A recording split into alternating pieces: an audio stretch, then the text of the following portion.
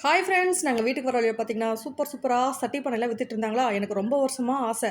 இந்த மாரி சட்டிலாம் வாங்கணும், அதில சமைக்கணும்னு சொல்லிட்டு. என் வீட்டுக்காரர் "வண்டி நிறுத்துங்க, வண்டி நிறுத்துங்கன்னு" சொன்னேன்னா, என் வீட்டுக்காரர் பையாப்புல பயந்துருச்சு.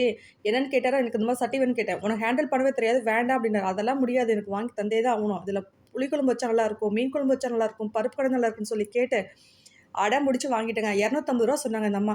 10, 5 குறைச்சு குடுங்கன்னு சொன்னா, என் வீட்டுக்காரர் எனக்கு பார்த்து ஒரு மொற மொறச்சாரு. அவங்கள பார்த்தா பாவமா இருக்கு. அதில 10, 5 குறைக்கிறாளாம் அப்படி சொல்லிட்டு மொறச்சு பார்த்தாரு பாருங்க. சரி ரூ. 250 எடுத்து குடுத்துட்டு வந்துட்டேனா, "உனக்கு இதெல்லாம் ஹேண்டில் பண்ண தெரியுமான்னு?" கேட்டாரா, நமக்கா ஹேண்டில் பண்ண தெரியாது. எங்க அம்மாவுக்கு கீரை கடைஞ்சு தரேங்கிற பேர்ல எத்தன சட்டிய போட்டு நம்ம உடைச்சிருப்போம். அதெல்லாம் நம்ம நினைவுக்கு வந்துச்சு. அதெல்லாம் வெளியலாம் சொல்லக்கூடாதுன்னு சொல்லிட்டு, "இதெல்லாம் எனக்கு ரொம்ப நல்லாவே தெரியும். வாங்கி குடுங்கன்னு" சொல்லி ரூ. 250 குடுத்துட்டு வாங்கிட்டு வந்துட்டேன். நமக்கு தான் வெளிய போனாவே டயர்ட் வந்துருமே.